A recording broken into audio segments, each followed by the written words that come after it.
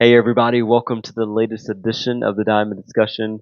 I'm your host, Demetrius Woods, and Super Regionals just wrapped up, so we're going to review that, but then also we're going to preview the Women's College World Series and everything that's going down in Oklahoma City here coming up next weekend. So with that being said, let's get it started.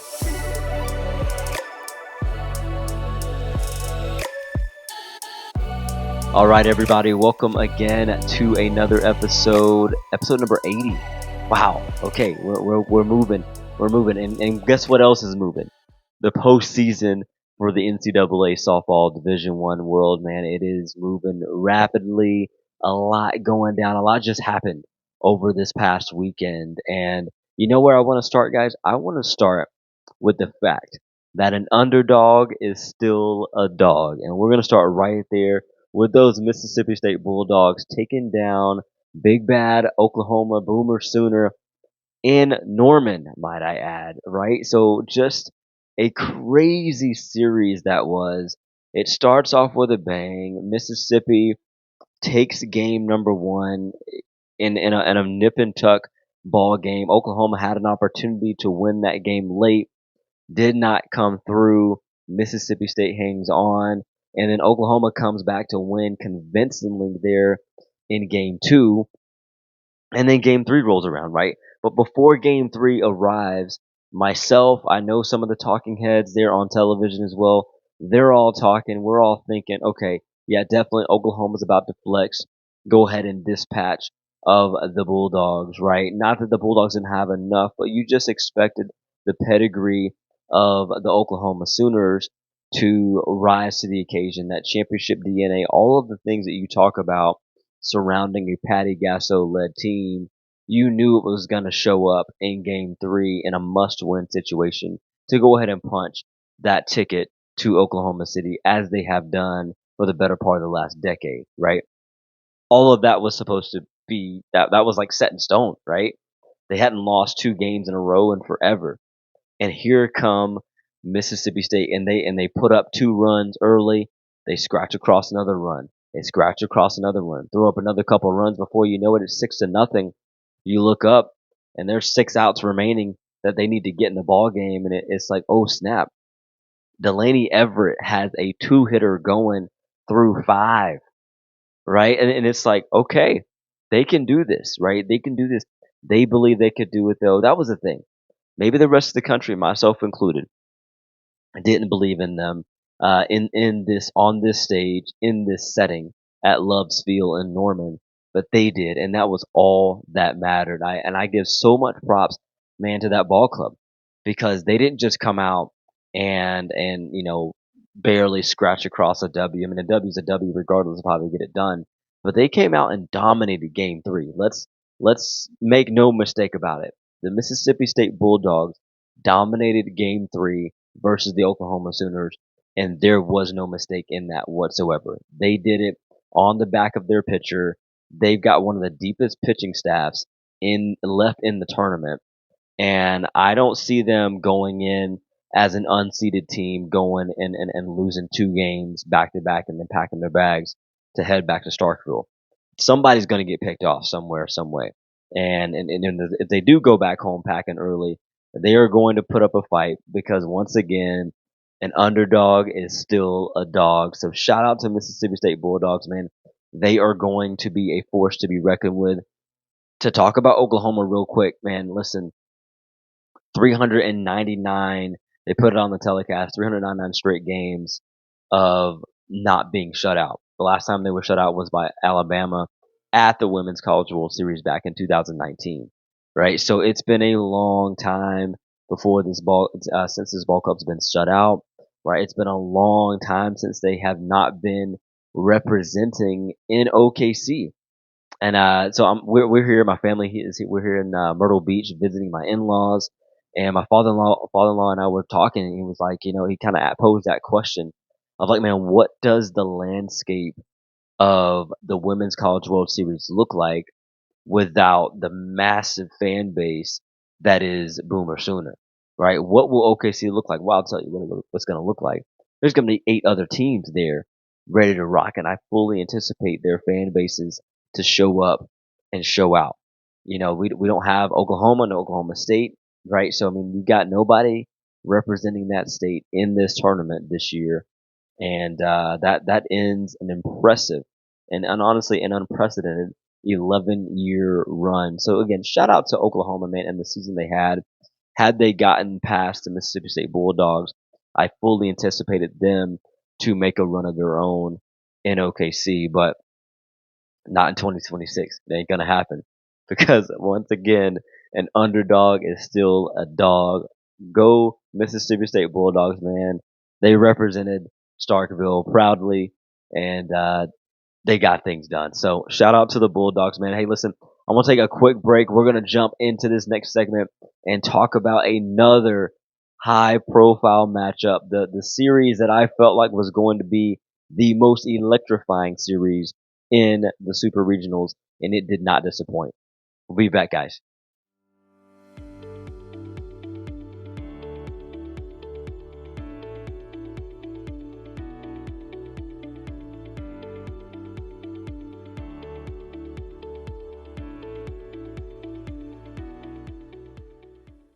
Okay, good people, welcome back to the show. As I just mentioned, the most electrifying super regional in the tournament. It was Texas Tech visiting the Florida Gators down in Gainesville. Mind you, it was hot as Hades down there. I wasn't down there, but I texted a couple of folks I knew were at the game, and they were like, yes, we can attest. It's 95 degrees. It's humid. We got rain showers. We got lightning. We got all those sorts of things kind of just swirling around. Florida weather, right? Typical Florida weather. You get it, right? But the bottom line, man, is that these teams battled in the heat and it got heated, right? More so than just the weather, especially in game three. You could see the tension between the two ball clubs. They have a 2.5 hour rain delay, or more so lightning delay, I would say, in game three, and they return back to the field, and you would think that no time had passed, right? They picked up right where they left off. We had a ridiculous first inning where Tech jumps out 3-0, and then the Gators respond with a four spot of their own, and then they're just both teams are throwing haymakers back and forth throughout that game. But let me roll the tape real quick back to game one, where Caitlin Terry, man, she had an amazing performance for Texas Tech, and she absolutely showed us what she is about, and honestly, she was able to be a big part of what UCLA was in the past. Right? If you think about UCLA right now and what they are, obviously the pitching staff is a little bare, right? It's really Taylor Tinsley or bust at the moment. We'll talk about that later on in the show. But man, Caitlin Terry has come in and been a 1A, 1B, right? At any given time, she can be the 1A and Kennedy is a 1B or vice versa. And I laugh because I feel like this game three, even, I mean, game two, don't get it twisted. Florida flexed, and Florida said, "Hey, listen, you're at our house. All right, we're not in Lubbock. You're at our house. You got to play at our place, and we're coming." And they jumped all over Nija. They jumped all over her, man, in game two. So don't forget what the Florida Gators were able to pull off in game two. The question was, could they hold off Texas Tech in game three? That was my biggest question mark. Now, I did not expect Florida to also chase Caitlin Terry out of the game in game three. And mind you, you saw Caitlin Terry, Nija Kennedy, Caitlin Terry, Nija Kennedy, Caitlin Terry, Nija Kennedy, and then Caitlin Terry again, right? We saw Caitlin Terry four different occasions. She started the game and she closed out the game by herself, right? And a quick little, it was a little dribbler or whatever, kind of a high hop, I guess, back to the mound. And she's a lefty. Turn, spin, boom, last play of the game. Just electric stuff, man. And here's the thing, man. I'm gonna be honest with you guys. When when Jerry Glasgow began to use the DP flex rule to its fullest capacity, and I'm not mad at him about it. I know there's a lot of folks out there, maybe some of you watching the show right now, who are like, "Oh, that should not be a part of the game. He shouldn't be allowed to do matchup based pitching." Blah blah blah. Listen, it's completely valid. Like your point is valid if you are that kind of person, because I understand, like, in the spirit of um, pace of game, in the spirit of, some potential competitive balance, if you will, that kind of comes with that. I get it. But on the other side of it, I don't mind him exploiting the rule. And I also don't mind seeing it, especially in the postseason. If you want to make a rule and say, hey, you can't do that in the regular season or something like that, I still don't agree with it, but I'm not going to be mad at it. But in the postseason, anything goes. You got to do whatever you got to do to get a W. And there was a time there, I think it might have been Caitlin's third appearance in the game. She only faced one batter, and it was a lefty batter. Jerry wanted the lefty-lefty matchup right there. Actually, that lefty ended up hitting a nice, wonderful single out to right field, and she comes right out of the game. Nyjah comes back in. Mind you, Nyjah had faced 9 batters prior to that lefty-lefty matchup switch, right? So again, some people said, "Hey, oh, Texas Tech is playing scared by doing that." Some were like, "Hey, this is gamesmanship. He's fully respecting the Florida Gators lineup." I'm on that side of the fence, right? This is respect, but also this is a coach trying to figure out a way to tame a Florida Gators offense that is just as hot as the Texas Tech offense.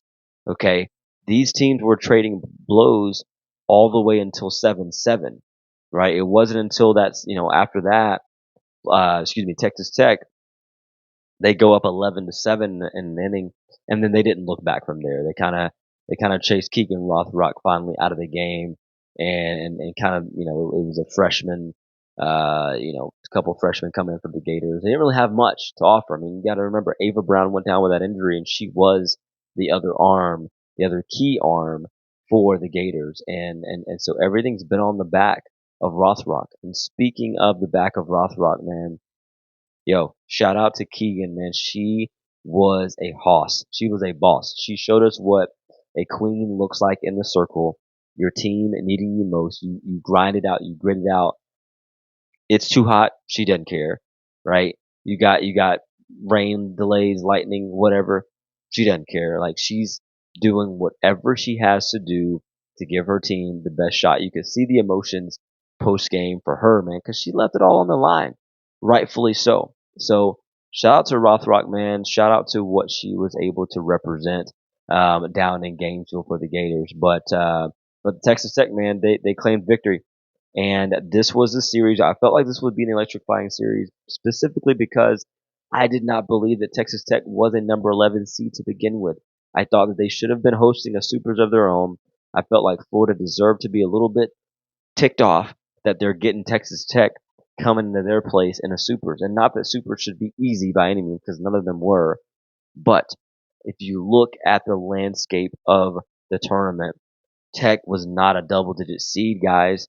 They're not. That's why they're sitting in the freaking OKC World Series coming up right now with a chance to go on a run, right? They are not some, fallacy team, right? They are a team that could very well get back to the championship series above others.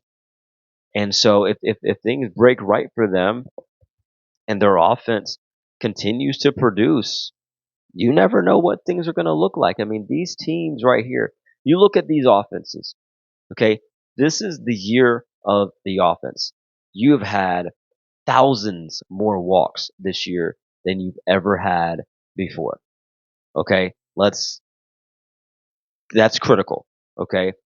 Knowing that the strike zones are, pitchers are getting squeezed. There's no doubt about that either. And you saw it in this series probably more than any other, I would say. And so if that's what it's going to be, then the hitters know that.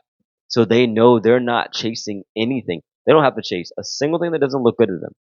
They've got to make that pitcher work. And so when you would see it a couple of times throughout the supers this season, where batters would chase, it's like there's no need to do that. The zone is the zone. It's as small as it gets, and so that pitcher's got to come to the house. And I hope that there is consistency in the Women's College World Series this year by the umpiring staff. I'm always going to give credit where it's due. When the men and women in blue, meaning the umpires, when they're back there, man, they're doing their job on the pads behind the plate. Like, yo, they're doing a hell of a job, especially when they are consistent and they're on it. And I felt like here during the supers, there was some consistency across the board. There were some where it's like, ooh, okay, I don't know, I don't know what you were looking at there. But again, I'm on a TV, right? I'm watching it on TV, so you don't know the angle that they have, right? There's no angle better than the angle that umpire has. So all that to say, shout out to the umpires who are getting the nod to get a chance to go to the World Series, first of all, and then, hopefully their performances are ones that we don't notice, because those are the best performances from umpires, right? The ones that we don't get a chance to, get on Twitter about or whatever. Like let the teams decide the outcomes of the games, right? So anyway, all that to say though, man, this was a series where you saw a lot of offense. These teams combined for over 50 runs, the most ever in super regional history. So the offense was cooking. You got Caitlin Terry. You got Keegan Rothrock. You got the All American and Nyjah Kennedy. Those are three just incredible arms. Yet 50 plus runs between the two teams. What do you do with that?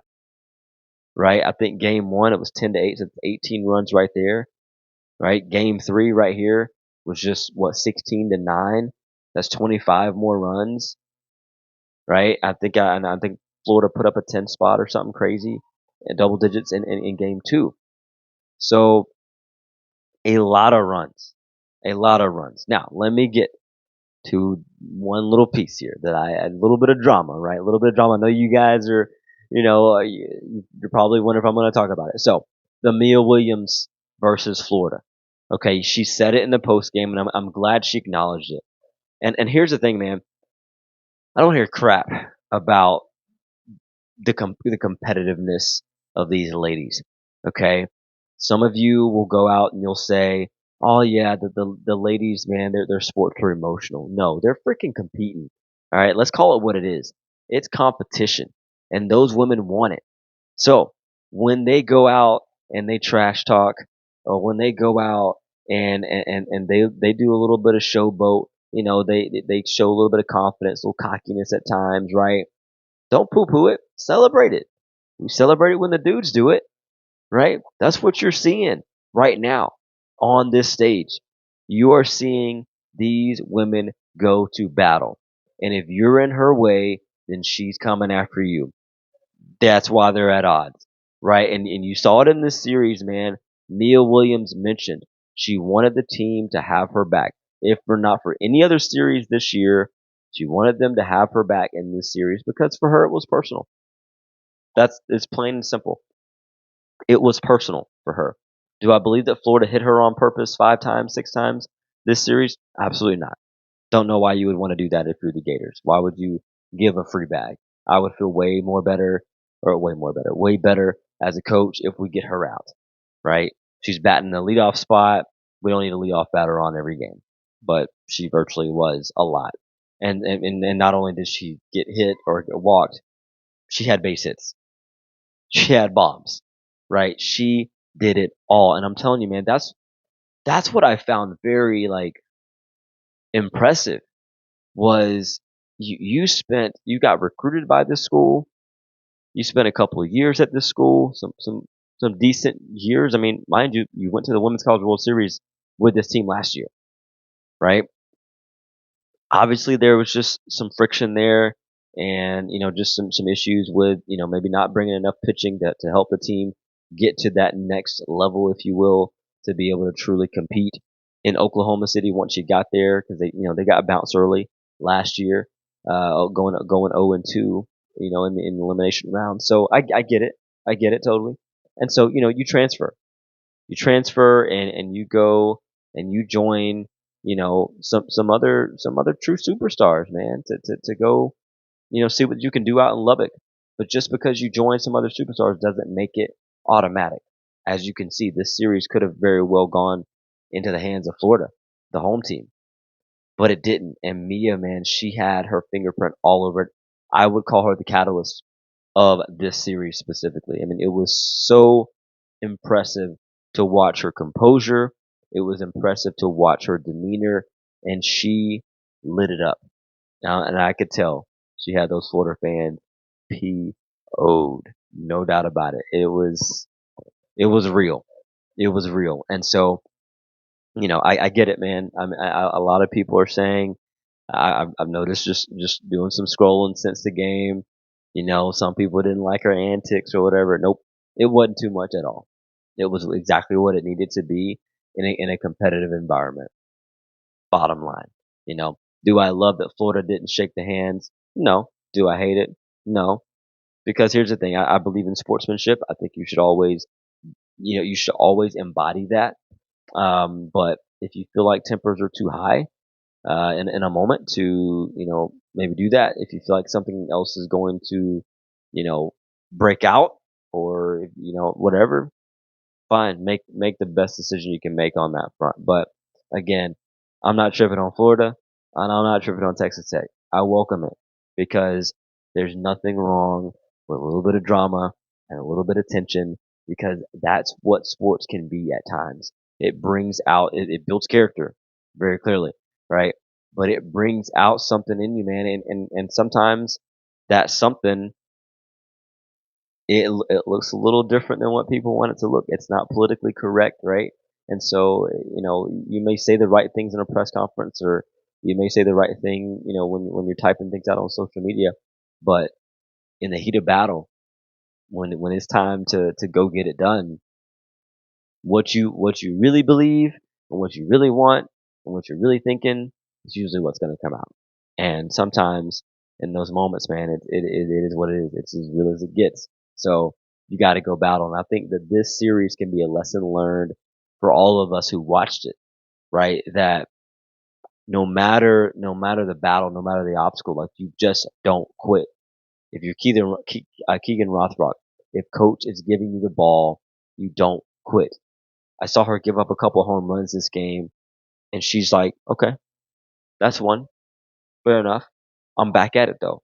And they just had her number. I mean, freak, man. They've seen her like 8, 9, 10 times, right? Throughout, through the order all weekend. So you get a really good hitting team. I mean, she was behind the eight ball on that front, no doubt. But you say that, but she also freaking balled in game 2. So again, not making excuses for Rothrock by any means, but I really liked the way she competed.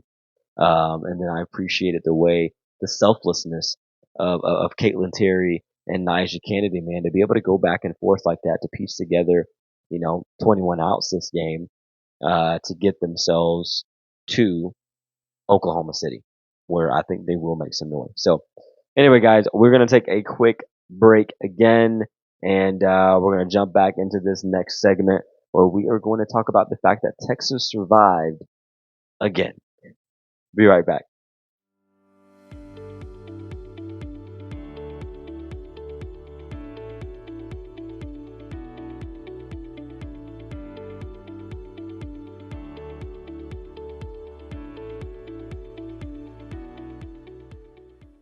All right, guys, welcome back. So, listen, I'm just going to start this off the top, man. I think Texas is more dangerous when their back's up against the wall. That's what I'm saying that because they continue to drop game ones and figure out a way to battle back. And it's rarely pretty. Like, they're not dominating teams on the back end of a loss. Like, a lot of times they are getting some breaks, but they're manufacturing things in ways that don't always involve the long ball, which they can do. I mean, you look at their lineup, right? You got Katie Stewart, right? Vivi Martinez, Reese Atwood. I mean, come on, right? So they've got the bodies to be able to hit the long ball, but it's not always that. It's sometimes it's just the base hit. It's really good base running. Caden Henry, man, just as fast as they come. right? So, and there's so much they can throw at you. And, I mentioned this before. I feel like Texas still remains the most complete team in the Women's College World Series now. And there's no doubt about that, right? There's no doubt about what they've been able to pull off up to this point in their journey. And what you're going to find, though, is that here's the thing. When they go down, look at their body language does not change. They've proven to be incredibly battle tested. They had a grueling schedule in the SEC. They staved it off. They got through it. It wasn't pretty, but they got through it, and they earned themselves a top 4 seed in the country because of that, right? Make no mistake about it. The SEC continues to beat up on itself year in and year out, and it's kind of creating this ridiculous amount of toughness, I would say. I mean, that's why you have had so many SEC programs in the field right here in Supers. And then now you've got what, 4 or 5 now, right? In the Women's College World Series. So again, it's impressive. It's impressive. However, it's dangerous to do that. And the question is, once they get to the Women's College World Series, will they be able to bounce back from a loss? You only get 2, right? Will they be able to bounce back throughout the losers bracket there? Will they be able to give you, between Gutierrez and Tegan Kavan, are those 2 arms enough to work through a losers bracket? Because you just got some extra games to play now, right? Now you got to beat people twice, right, just to get to the final. So just extra layers to that. So just something to keep your eye on if you're watching Texas. If you're rooting for Texas, it's a reality, right? On the other side of the ball, though, or the coin, Arizona State Sun Devils, you guys belong. This is not a one-hit wonder. Okay, they deserve to be on the national stage. They're Big 12 champions for a reason, and I don't think it was a mistake that they beat Texas Tech that day. I don't think that it was a mistake that they beat Texas in game 1, and I don't think it was a mistake that they had an opportunity to win today's game. Tegan Kavan was just too good, though, right? She was too good. Texas kind of did what Mississippi State did to Oklahoma. They chipped away. They got some runs that put some pressure, and they were able to put a piece together. A really nice body of work, honestly, if you ask me, in game 3. But there were opportunities for Arizona State. They're just a little flat. It's like, trying to drive on a flat tire. They didn't have enough to get it home, but they deserve to be on this stage, man, where everybody else is really talking about what they got going on. So anyway, man, shout out to the Sun Devils, but shout out to the Texas Longhorns for making their way back to OKC for an opportunity to defend their crown. Right? Have they truly stripped the crown from the Sooners for a couple of years to come? I don't know. We'll see. But yeah, man, it's gonna be good. It's gonna be good. So we're gonna take another quick break. Rather, I'm gonna breeze through this next segment, just some quick hitters about these other super regionals, and then on the back end of that, we will talk about the Women's College World Series, and I'll give you my picks as well. Be right back, people.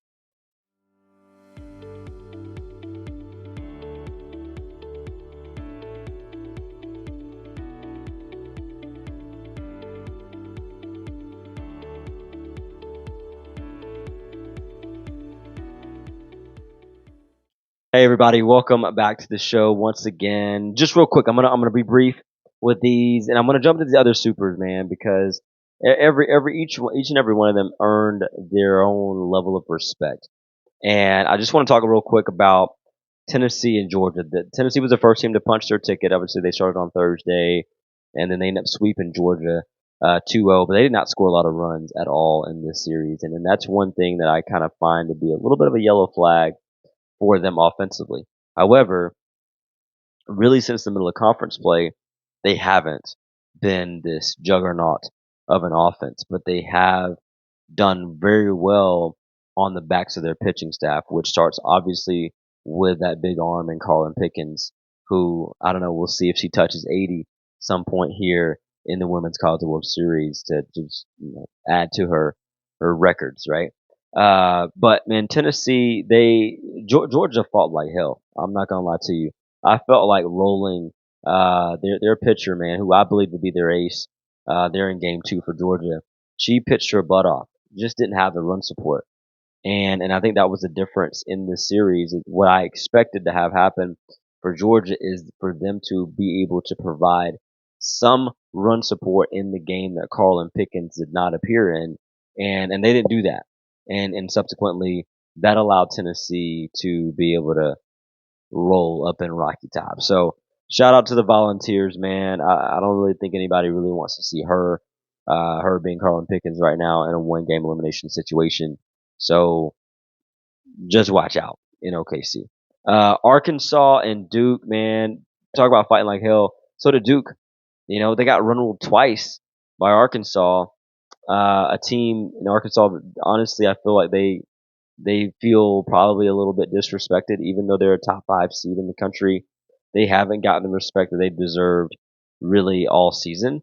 It's like, oh yeah, you lose Bree Ellis, you lose a couple of key cogs there, and all of a sudden we're nobodies to people, right? No, Arkansas says, hey, we are here, just like the Mississippi State Bulldogs.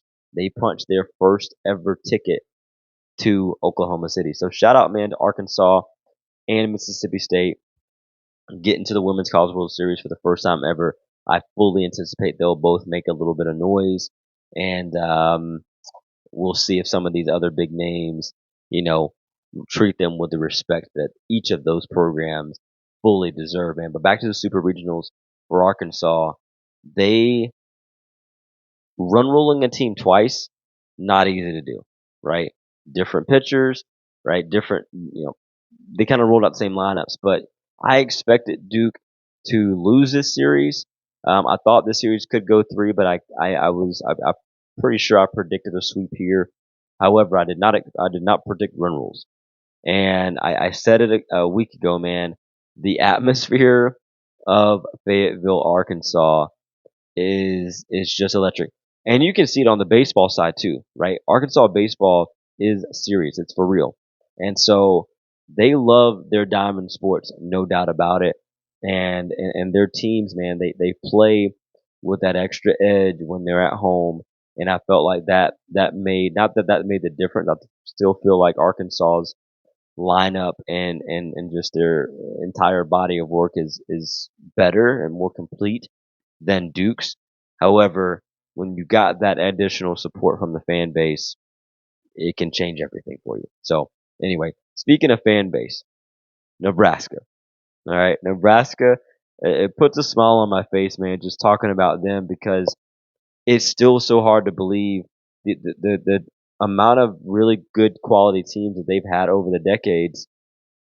This is the first time ever that they've hosted a regional there, right? I think 25, 26, 27 times they've made the tournament, and they've never hosted, excuse me, a supers, right? So it's a lot of it's a big deal, really. When you get to host a supers, it is a big deal. I don't want people to underestimate, like, getting a national seed and then getting one of those top 8 seeds is so huge. Like, it allows, first of all, it allows for your seniors to get more home games, which blessings for them, right?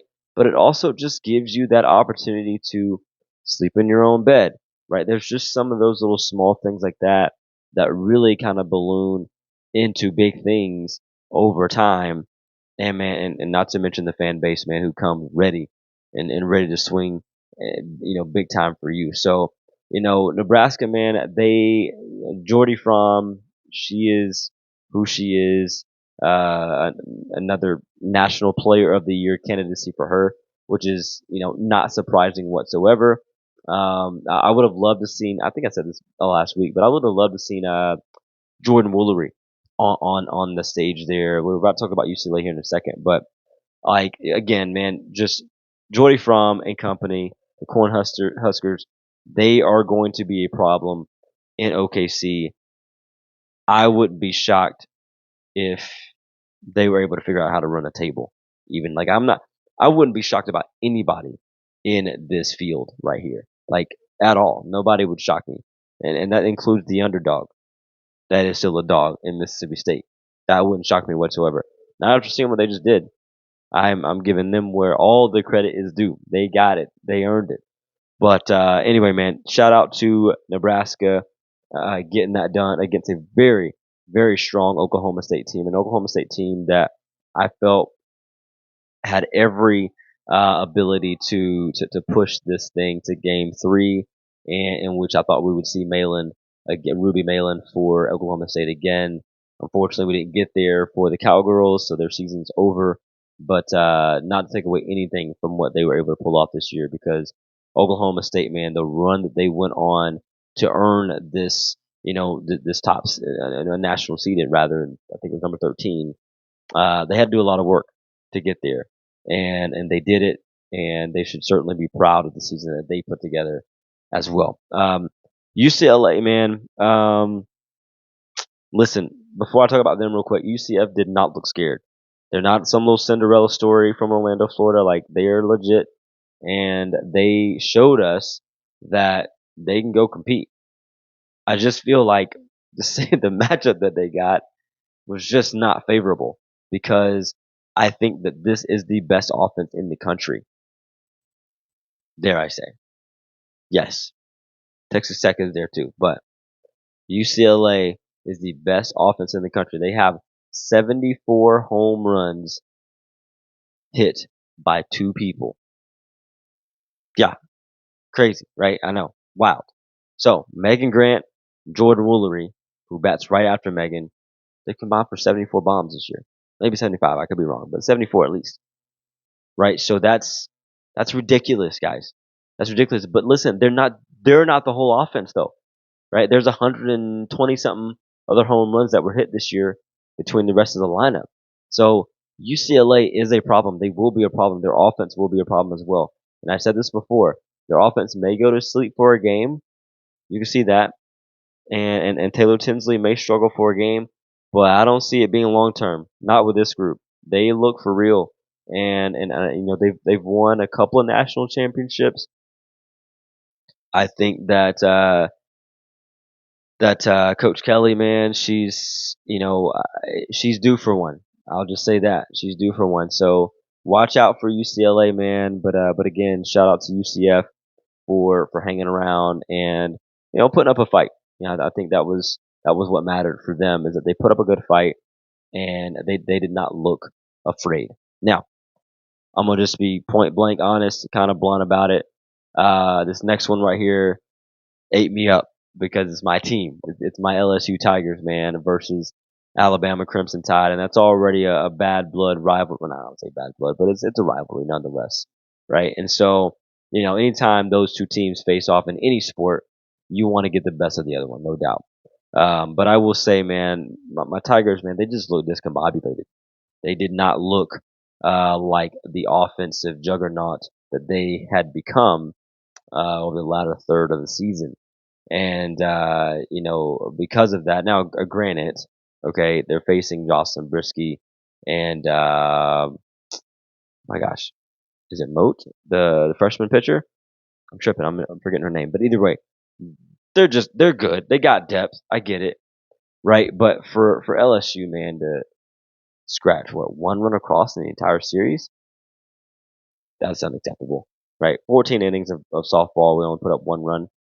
You know, the first run of the game that was scored by Alabama, both times were based off of a wild pitch slash pass ball situation, whatever you want to call it.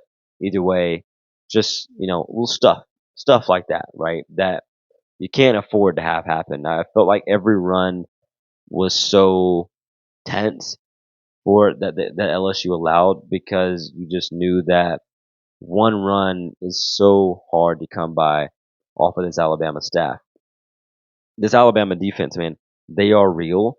And the thing about it is that you got Alabama versus UCLA, and we're going to talk about it in a second after the break. But they are combined. I think they got the best pitching staff, complete pitching staff. That is, I think Mississippi State's one of the deepest. if not the deepest, just in terms of the total amount of arms that they can throw at you and be comfortable putting them in the circle in a a high octane situation. But at Alabama, man, they're just so good, and it continues to validate their number one ranking in the country because they truly handled my LSU Tigers in the Super Regionals. As much as I hate to say that, but it was real, and they did it, and they did it very convincingly. So anyway, Alabama will make noise as well. I'm saying they're going to make noise.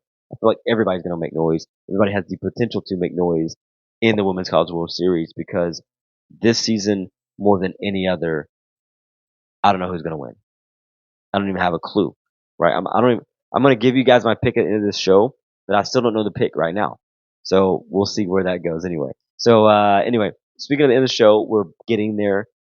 This is the last break I think that we're going to take, right? Yeah. It's final break that we'll take. And then we'll come back and talk a little bit about those first round matchups there in the Women's College World Series. And then I'll share with you guys my final two who will be in the championship series. So we'll be right back.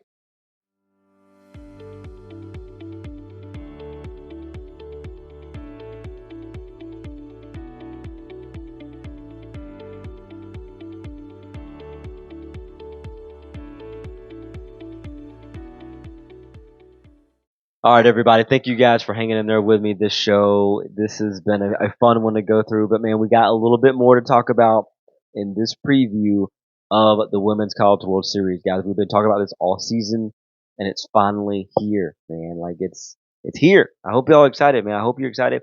If you don't make your way out of Oklahoma City, make your way to a couch or a chair or something, so you can tune in, man, to watch the greatest show on dirt, but also honestly, man, just to be able to support these ladies and to watch them compete at the highest, one of the highest levels you could possibly compete in the game of softball. So anyway, let's jump into this. I got a couple thoughts, right? Couple questions for myself before I jump into each of these matchups real fast. And that first one was, what team do I feel like is under the most pressure now that the field has been kind of reset and the Women's College World Series is about to get underway?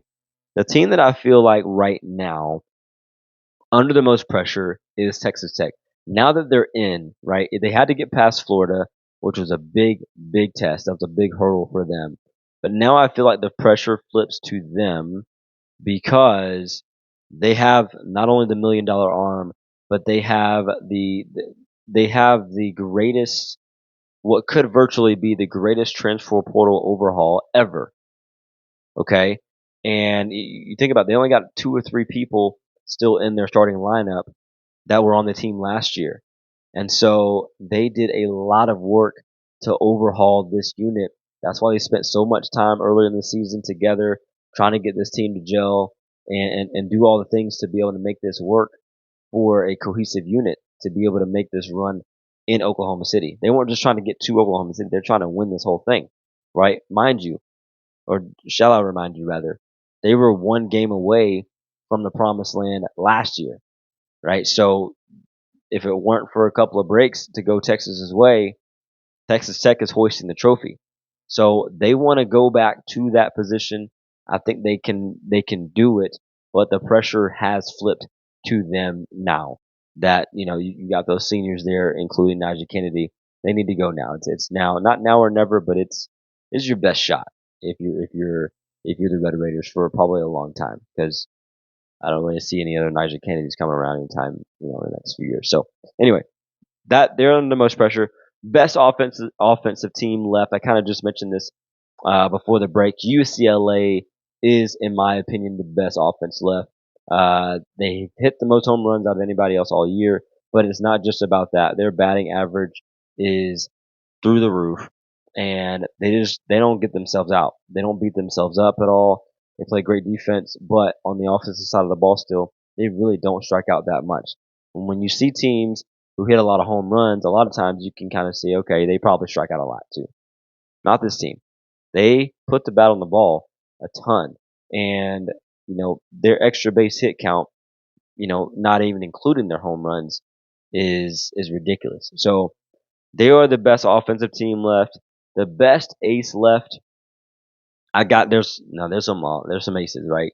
There are some aces left in this World Series. But I got to go with Jocelyn Brisky, man. The way she carved up LSU in Game One, of the Supers, I can't pick against her. But that's not even just that though. Like se- she's looked sensational all year. Okay, I was about to say something else, but I won't say it. But she has really the way that she mowed through the SEC really shocked me. And so because of the way that she's operated under, I would say the duress of the SEC, she's the best one left. So we're going with her. The most dangerous underdog. This just gives me another chance to talk about Mississippi State because an underdog is still a what? A dog. That's right, man. Because Mississippi State has done it, man. They have done it, but they're not done yet. And I think that's the cool part about their story right now is that it's still being written here in 2026. This team last year, they had they had a team, had a really really good team, and just wasn't able to quite get it done. But this year they added some more depth. They got better. You still weren't really sure about how they were going to perform in the SEC. They didn't perform great, hence why they were unseeded coming into the tournament. But man, when the lights came on, when it mattered the most, they showed up and showed out from regionals to supers, and I expect them to keep something rolling here in the Women's College World Series. So they are the most dangerous underdog. Last one before we jump into the picks, the team nobody wants to face right now, quietly, it's Arkansas.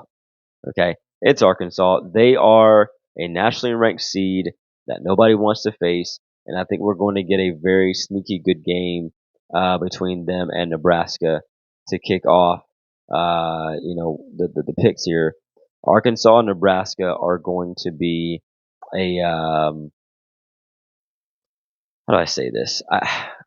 Both of these clubs operate with a very smooth arrogance to them.